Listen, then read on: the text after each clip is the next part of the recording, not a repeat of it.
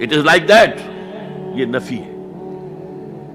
لا اقسم بیوم القیامہ، تمہارے خیالات غلط ہیں، میں قیامت کی قسم کھاتا ہوں. تو فرمایا فلا اقسم بمواقع النجوم. وقع یقع کے کیا معنی ہے؟ اور یہ سورت کون سی؟ واقعہ. اذا وقعت الواقعہ. وقع گر جانا، پڑ جانا، یہ ستاروں کے ڈوبنے کی جگہ ہے. فلا اقسم بمواقع النجوم وانه لقسم لو تعلمون عظیم. اور اگر تم جانو تو یہ بہت بڑی قسم ہے جو ہم نے کھائی ہے. اس وقت کا انسان کیا سمجھتا کہ ستارے کہاں جاتے ہیں، کہاں غروب ہوتے ہیں، کہاں گرتے ہیں؟ آج ہمیں معلوم ہے. سورہ حامیم سجدہ میں جو کہا گیا ہے سنریہم آیاتنا فی الآفاق وفی انفسہم حتی یتبین لہم انہ الحق. ہم انہیں اپنی نشانیاں دکھائیں گے آفاق و انفس میں، یہاں تک کہ یہ بات واضح ہو جائے گی کہ قرآن حق ہے. آج ہمیں معلوم ہے خلا میں بلیک ہولز، اور یہ بلیک ہولز بڑے بڑے ستاروں کے پچکنے سے، پچک جانے سے پیدا ہوئے. اور جب وہ بڑے ستارے پچکتے ہیں، جو خلا پیدا ہوتا ہے ویکیوم، اس میں بڑی طاقت ہوتی ہے. اس کے پاس سے کوئی سیارہ، کوئی ستارہ گزر جائے اسے کھینچ لیتا ہے قبر کے اندر. یہ بلیک ہولز کا تصور. اسی لیے اللہ نے اس وقت کے لوگوں کے لیے کیا کہا؟ فلا اقسم بمواقع النجوم وانه لقسم لو تعلمون عظیم. انه لقرآن کریم. یہ بہت باعزت قرآن ہے. فی کتاب مکنون، ایک چھپی ہوئی کتاب میں ہے. لا یمسہ الا المطہرون، اسے چھو ہی نہیں سکتے مگر انتہائی پاک ہستیاں. اس کے کیا معنی ہے؟ پہلی بات تو ہمیں معلوم ہو گئی، مراد فرشتے ہیں. بے ایدی سفرۃ کرام بررہ، اسی کی شرح ہو رہی ہے نا. اسی سے ایک فقہی مسئلہ نکالا گیا کہ بغیر وضو کے ہاتھ نہ لگاؤ. لیکن اس کا اصل مفہوم کیا ہے وہ سمجھیے. قرآن کی روح تک کوئی نہیں پہنچ سکتا جب تک کہ تزکیہ نفس نہ ہو گیا. اگر حب مال، حب دنیا، حب جاہ، حب شہرت، اگر یہ تمام محبت میں دل سے نکل نہ جائیں تو قرآن کی روح تک آپ کی اپروچ نہیں ہوگی. مولانا روم نے کہا ہے، اگرچہ ذرا میں سمجھتا ہوں کہ انہوں نے بہت سخت الفاظ استعمال کیے ہیں، ماز قرآن مغزہا برداشتے استخاں پیش سگا انداختے. ہم نے قرآن سے اس کا مغز لے لیا ہے، جو ایسنس سے وہ کھینچ لیا ہے. ہڈی کا گودا جو ہے وہ ہم نے نکال لیا ہے. ہڈیاں ہم نے پھینک دی ہیں کتوں کے سامنے جو لڑ رہے ہیں. علم کلام کا مسئلہ ہے صفات حق حق سے جدا یا عین ذات. قرآن مخلوق ہے یا نہیں ہے، غیر مخلوق، اور بڑے بڑے ہو رہے ہیں اس کے اوپر. یہ کتے لڑ رہے ہیں ان ہڈیوں کے اوپر. ہم نے اس میں سے اصل شے نکال لی. وہ کیا ہے؟ اللہ کی محبت، اللہ کی معرفت. یہ ہے اصل شے. معاذ قرآن مغزہ برداشتے استخاں پیش سگا انداختے. تو جب تک انسان کا باطن پاک نہ ہو جائے وہ قرآن کے چھلکوں سے کھیلتا رہے گا، چاہے وہ کہنے کو مفسر ہو، قرآن کے باطن تک کبھی نہیں پہنچے گا. فی کتاب مکنون لا یمسہ الا المطہرون تنزیل من رب العالمین. یہ تھوڑا تھوڑا کر کے اتارا گیا ہے رب العالمین کی طرف سے. انزال کے معنی ہے دفعتاً اتار دینا. لیلۃ القدر میں آیا انا انزلناہ فی لیلۃ القدر. رمضان کے بارے میں شہر رمضان الذی انزل فیہ القرآن، باب افعال. لیکن حضور پر ایک دم نہیں اترا، تھوڑا تھوڑا تھوڑا تھوڑا 23 برس میں جا کر اس کی تکمیل ہوئی.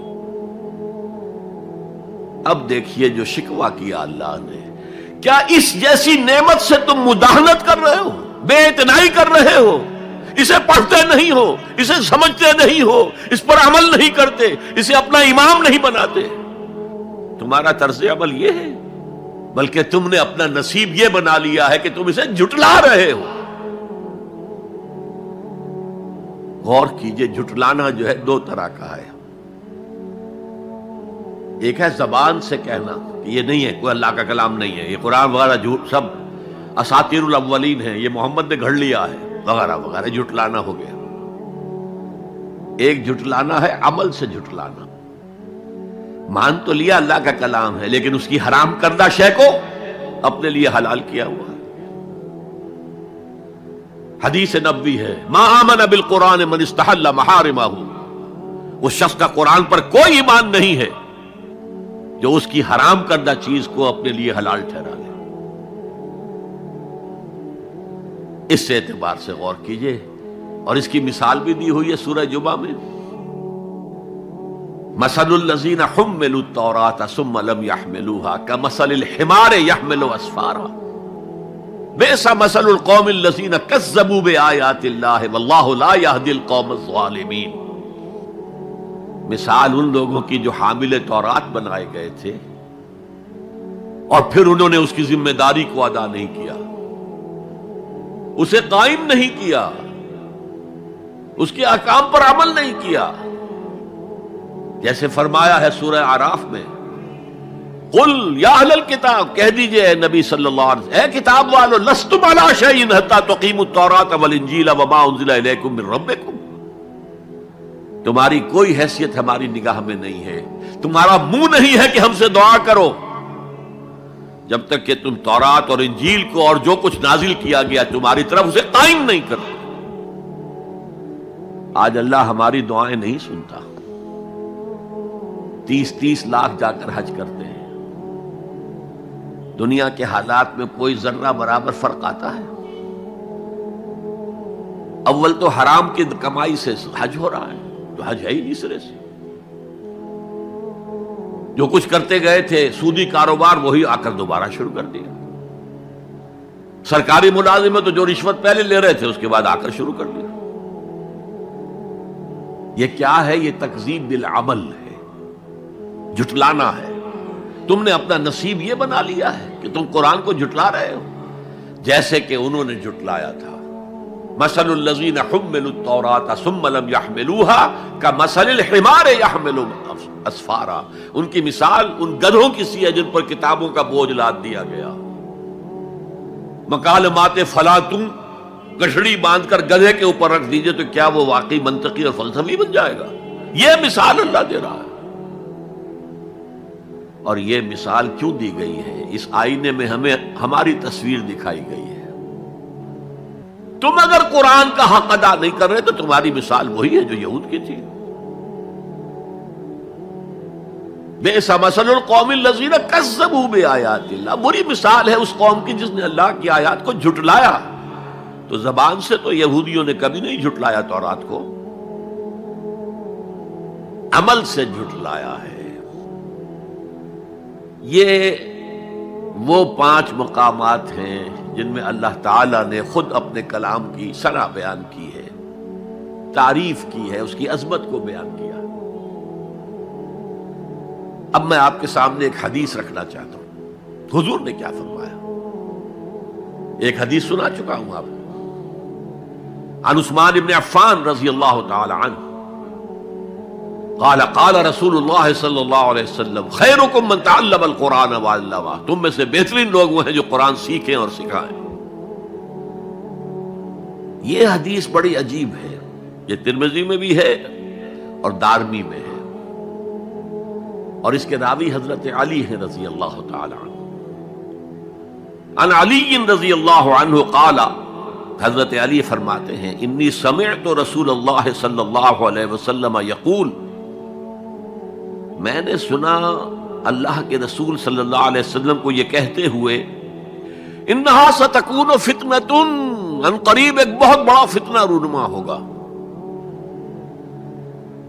حضرت علی فرماتے ہیں قلت، میں نے عرض کیا مل مخرج منہا یا رسول اللہ، اے اللہ کے رسول یہ فرمائیے اس فتنے سے بچنے کا، نکلنے کا راستہ کون سا ہوگا؟